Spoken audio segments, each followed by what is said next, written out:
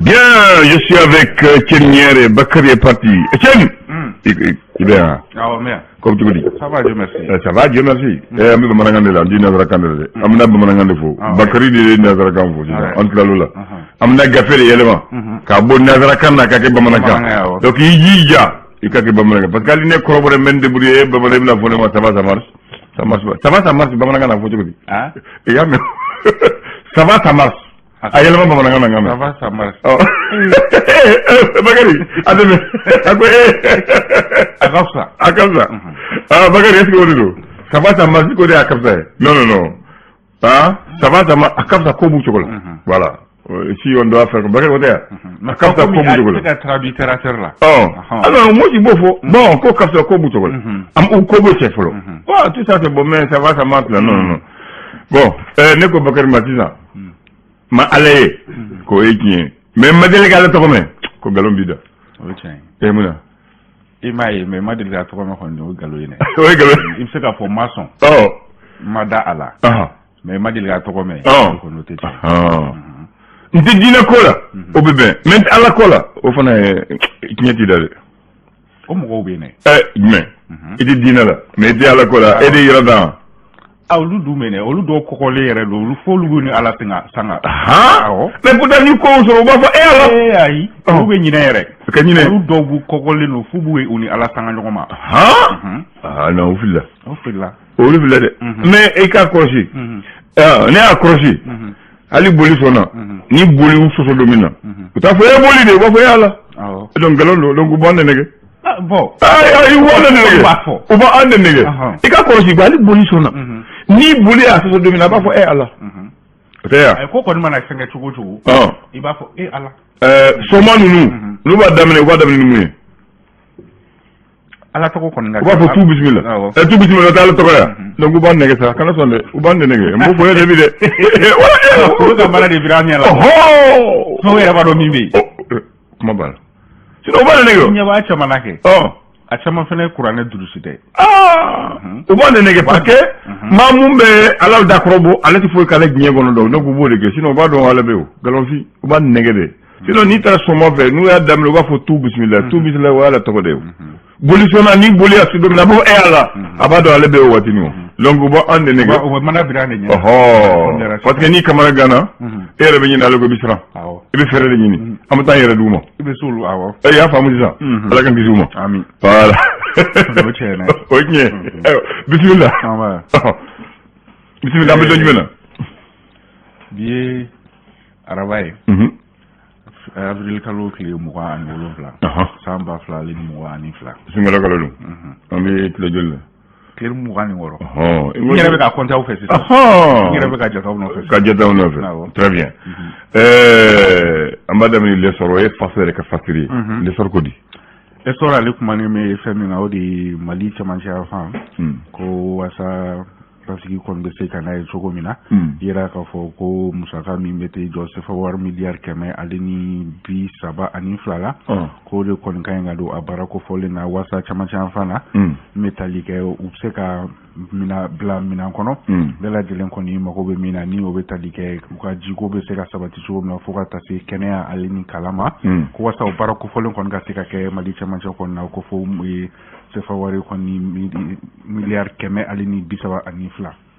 esora legal la selido nam alibi ani esor beto nokon fe e tribunal militaire ni ali fintig la kawo luka kiriso koni ay olu ayra ka foku koni sega lu bara koni daire kataka nyeshi wale mi ni okera gusi kaw olu fe obetalike charni ni oyi ka mo faka ko beke dinga ba kelen kono o sega li baro ko olu koni damnena esora legal la selido très bien le républicain que la série juin républicain ale kuma ne be femi kan o de ye ta munu be se ka mogo koni soro bara tabulu la yera ka foko sa bafla ale ni mokan ani kelen tamane ko min koni sera ka jate koni mine mali konna na ko nyata koni sera ka mogo mun soro bara koni tabulu koni fe ko abita ka keme duru koni na républicain ale ka la selido ali bi ani républicain betu nyokon fe métallique CNDH ni ale kulu mi ngon nyasino adama donka hake koni dakana ni kama ale fana kɔni ye laseli kɛ k'a yira k'a fɔ ko a bɛ jamana ɲɛmɔgɔw kɔni fo k'a sabu kɛ ko sanni kofɔli min ni a yira gosikaw fɛ ko a sɛgɛsɛgɛli baaraw daminɛni min kɛra k'u bɛ jamana ɲɛmɔgɔw fo o wale kofɔlen o la républicain hali bi an n'a bɛ to ɲɔgɔn fɛ farikolo ɲɛnajɛ ta fanfɛla la kɛrɛnkɛrɛnnenya la basketi kɔnɔna na min bɛ tali kɛ Dia Sise ale laseli kɔni kɛ k'a yira k'a fɔ ko basketi kɔni ale saison min dayɛlɛnnen kɔni filɛ nin ye ko kɔni ka laɲini kɔni ye Mali basketi a bɛ se ka sankɔrɔta kɔni sɔrɔ cogo min na ale ni basketikɛlaw u ka laɲini o bɛ se ka sabati cogo min na républicain ale ka laseli. L'indépendant ka laseli ye jumɛn ye bi sɔgɔmada in na de? Indépendant kumanen bɛ fɛn min kan o de ye engrais ko ta fanfɛla ye kɛrɛnkɛrɛnnenya la sɛnɛ baara minnu kan ka kɛ san 2022 ka taa se san 2023 ma a yira k'a fɔ ko engrais ko kɔni ko a gɛlɛyalen don gɛlɛya in kɔni kɛn bɛ sababu ye ni ka sɛnɛkɛlaw fo ka taa se kɔɔrisɛnɛlaw ma olu kɔni bɛ kamana gan kɔni na wagati min na i ko sisan o de hukumu kɔnɔna na u ye welewelemada kɔni kɛ ka ɲɛsin camancɛ fanga ɲɛmɔgɔw kɔni ma k'u ka fɛɛrɛ bɛɛ lajɛlen kɛ engrais ko sɔngɔnɔgɔya bɛ se ka sɔrɔ a la cogo min na walasa sɛnɛ o bɛ se ka kɛ dunkafa o bɛ se ka sabati cogo min na indépendant ale ka laseli don hali bi ani indépendant bɛ to ɲɔgɔn fɛ yira k'a fɔ bɛn ale ni kelenya bolonɔ bilansɛbɛn min kɛra ni a bɛ fɔ o ma ko accord pour la paix maa minnu kɔni ɲɛsinnen don o kuma ɲɔgɔnya ma ni olu ye médiation mɔgɔw olu y'a yira k'a fɔ ko a bɛ ka taa cogo min na kɔni ko kow kɔni tɛ ka bɔ a nɔ la indépendant ale ka laseli don hali bi ani indépendant bɛ to ɲɔgɔn fɛ sisan an bɛ tali kɛ banga salen ni bangara cɛla kɔnɔna kunnafoni y'a yira k'a fɔ ko finitigilaka 5 kɔni bamanci wale kɔni dara ka ɲɛsin olu ma min kɛra sababu ye ni ka olu kɔni bɔnɛ o ni na indépendant ale ka laseli don. Info Matin ka laseli ye jumɛn ye bi sɔgɔmada na de? Info Matin ka laseli ye min ye o de ye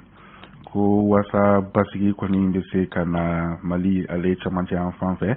olu y'a yira k'a fɔ ko musaka kɔni bɛ t'i jɔ sefa wari miliyari 300 ale ni 92 la Info Matin ale ka laseli don hali bi ani Info Matin bɛ to ɲɔgɔn fɛ an bɛ taa gosikaw olu fɛ yen nɔ ka charnet min ni a yera yen nɔ ko a sɛgɛsɛgɛli baaraw kɔni ko olu daminɛna Info Matin ale ka laseli don hali bi ani Info Matin bɛ to ɲɔgɔn fɛ n bɛ tali kɛ wasa baloko ɲuman o bɛ se ka sabati cogo min na Canada jamana ale kɔni ye sefa wari miliyari 19 kɔni bila an ka mɔgɔ ye wasa baloko ɲuman o bɛ se ka lasabati cogo min na kɛrɛnkɛrɛnnenya la denmisɛnninw ta fanfɛla o la. O dabiri an b'a sɛgɛra togo les échos bamanankan ko wele o kan bɛ fɛ yɔrɔ jan. Ale kumanen bɛ fɛn min kan o de ye ko ni bɛ tali kɛ transport en commun ni o ye mɔgɔw bɛ bolimafɛn minnu ta walasa ka se ka taa yɔrɔw kɔni lasɔrɔ a yira k'a fɔ ko olu sɔngɔ kɔni dɔ farala olu kan ka sabu kɛ dɔ faralen taji kɔni sɔngɔ kan o de hukumu kɔnɔna na a yira k'a fɔ ko dɔrɔmɛ 5 fo ka taa se 15 la o kɔni farala o kan ko a kɔni bɛ gulonnen don i ta yɔrɔ kɔni na i bɛ taa a dépendre don i ta yɔrɔ la ko min bɛ tali kɛ ni wale min kɔni kɛlen filɛ nin ye ko Mali dɔrɔn tɛ a bɛ tali kɛ gɛlɛya min kɔni ni a bɛ diɲɛ kɔnɔna ko de kɛra sababu ye ni ka se ka ni faranga kofɔlen kɔni kɛ transport en commun o hukumu kɔnɔna na Les Échos ale ka laseli don hali bi ani Les Échos bɛ to ɲɔgɔn fɛ sisan an bɛ taa Masinakaw olu fɛ yen nɔ yira k'a fɔ ko engrais ko kɔni ko a kɔni gɛlɛya kɔni bɛ ka se olu fana ma ka sabu kɛ olu tɛ ka se ka a sɔrɔ sɔngɔ nɔgɔya o la. Les Échos ale ka laseli. An b'a kuncɛnɛ tɔn kɔnɔ dibilen ko canard déchaîné o tɛ yan tɔn kɔnɔ dibilen. Ale kumana fɛn min kan o de ye an ka finitigilakaw ka wulikajɔ kɛrɛnkɛrɛnnenya la douane mɔgɔw k'olu ka wulikajɔ kɔni sera ka kɛ sababu ye ni ka n bɛ tali kɛ dɔrɔgu kilo 700 ale ni 54 kɔni minɛ fo ka taa se sanu fana kilo 11 ko nin wale kofɔlen kɔni kɛra Kati Kadiana fo ka taa se Bamako fana ma ni wulikajɔ kofɔlen kɔni se ka kɛ kan ni minɛn kofɔlen kɔni minɛ an ka douaniers olu fɛ hali bi ani canard déchaîné bɛ to ɲɔgɔn fɛ Nathalie Yab ale laseli kɛ k'a jira k'a fɔ ko ale kɔni bɛ Abdoulaye Diop kɔni fo ni ka waleɲuman dɔ ka sabu kɛ a ye jaabi min kɔni di Bayer Bokuma ni o ye Alimanw ka ministre min ɲɛsinnen don Allemagne ni jamana wɛrɛ kɔnɔw ɲɛnabɔli o ma an bɛ saloli kɛ ni canard déchaîné. aywa tongo dimine ammo da tukuno ne tongo dimine ale mun ne gere tongo dimine me sogeli gere ale sogeli gere ella akbaru ko shebana den shebana da bitako jogo tongo ne na de o ibu tongo jogo do tongo ba jogo